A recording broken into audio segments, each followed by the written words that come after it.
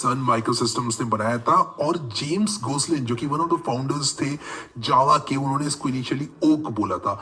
इन्होंने इसको ओक बोला था और इस लैंग्वेज का गोल था एक सिंपल, पोर्टेबल और रिलायबल लैंग्वेज बनाना जो कि सी और सी प्लस प्लस पर आधारित थी। लेकिन कुछ ऐसे फीचर्स सी और सी प्लस प्लस से इन लोगों ने हटा दिए थे जो कि लोगों को, डेवलपर्स को परेशान करते थे। इन्होंने एक डेवलपर्स के लिए अच्छा एक्सपीरियंस बनाने का गोल रखते हुए इस लैंग्वेज के डेवलपमेंट को स्टार्ट किया।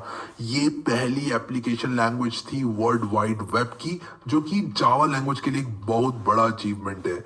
अब जावा का प्रोग्राम किस तरह से काम करता है ये हम लोग देखेंगे, लेकिन उससे भी पहले मैं आप लोगों को वो नोट्स दिखाना चाहता हूं जो कि इस कोर्स के लिए मैंने आप लोगों के लिए बनाए हैं। आप लोगों को वो नोट्स मिल जाएंगे। तो हम अभी चलेंगे अपने कंप्यूटर के अंदर और उन नोट्स को देख लेंगे। सो गाइस, सबसे पहले जावा की एक ऑब्जेक्ट ओरिएंटेड प्रोग्रामिंग लैंग्वेज सन माइक्रोसिस्टम से बनाई यूएस में 1991 में। ओक कहा था जेम्स गोसलिन ने इसको सबसे पहले, जो कि one of the inventors of Java थे। इन्होंने यहाँ पर जावा को एक प्योरली ऑब्जेक्ट ओरिएंटेड लैंग्वेज के तौर पे बनाया, जिसका मतलब ये है कि आपको अगर जावा में कोई कोड लिखना है तो आपको ऑब्जेक्ट ओरिएंटेड प्रोग्रामिंग ही करनी पड़ेगी, जिसको ऊप्स भी बोलते हैं। प्रोसीजरल ओरिएंटेड प्रोग्रामिंग आप लोग वहां पर नहीं कर सकते, जिसको पॉप बोलते हैं। सी प्लस प्लस एक ऐसी लैंग्वेज है जिसमें आप पॉप भी कर सकते हो, ऊप्स भी कर सकते हो, आपकी जो मर्जी है वो कर सकते हो, दोनों भी कर सकते हो।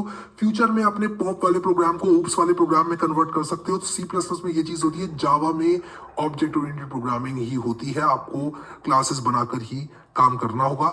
और यहाँ पर जावा किस तरह से काम करता है, ये बहुत बड़ा पूछे जाने वाला सवाल है, जो कि यहाँ पर मैं आप लोगों को बता दूं पहले ही। जावा एक कंपाइल्ड लैंग्वेज है या इंटरप्रेटेड लैंग्वेज है, ये काफी लोगों से और काफी जगह जगह पूछे जाने वाला सवाल है। तो जावा एक कंपाइल्ड लैंग्वेज भी है, इंटरप्रेटेड लैंग्वेज भी है। कंपाइल्ड लैंग्वेज इसलिए है क्योंकि जो जावा का सोर्स कोड आप लोग लिखने वाले हो वो सबसे पहले जावा के बाइट कोड में कंपाइल होता है। एक बार ये जावा के बाइट कोड में कंपाइल हो जाता है, फिर ये इंटरप्रेट होता है एक मशीन कोड में। तो यहाँ पर कंपाइलेशन की प्रोसेस होती है, यहाँ पर इंटरप्रेट होता है ये कोड मशीन कोड में। तो यहाँ पर जावा कंपाइल लैंग्वेज भी है, इंटरप्रेटेड लैंग्वेज भी। अगर आप एक बिगिनर हैं, ज्यादा आपको नहीं मालूम, ये चीजें आपको सेंस बनाएंगी जब हम थोड़ी सी प्रोग्रामिंग कर लेंगे तो, ठीक है।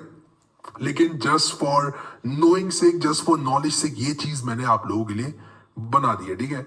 जावा का इंस्टॉलेशन हमने कर लिया। ये 2 पॉइंट्स मैंने नोट्स में इसलिए इंक्लूड किए हैं कि फ्यूचर में कभी आप 1-2 साल के बाद भी अगर जावा करना चाहते हो और आप थोड़ा सा आपके निकल गया दिमाग से, तो आप इन नोट्स को देखकर एकदम रिकॉल कर पाओ कि यार इंस्टॉल जेडीके मैंने लिखा था गूगल पर 2 साल पहले और जावा इंस्टॉल कर लिया था, इंटेलिजेंट आइडिया इंस्टॉल कर लिया था। तो ये 2 पॉइंट्स मैंने यहाँ पर आप लोगों के इंक्लूड कर दिए हैं। जेडीके क्या है, जेआरई क्या है, एक बहुत इंपॉर्टेंट क्वेश्चन है ये, और मैं आप लोगों के लिए आंसर करता हूं। जेडीके क्या है? JDK stands for Java development kit, developers के द्वारा इस्तेमाल की जाने वाली किट, ताकि वो जावा के प्रोग्राम्स को अच्छे से बना सकें। तो ये है collection of tools use for developing and running Java programmes. Java run time environment क्या है? जावा रन टाइम इन्वायरमेंट किसी भी जावा एप्लीकेशन को रन करने के लिए चाहिए होता है, ठीक है। तो helps in executing programs developed in Java. तो ये हमारा जावा का एक बहुत ही अच्छा सा इंट्रोडक्शन था। मैंने काफी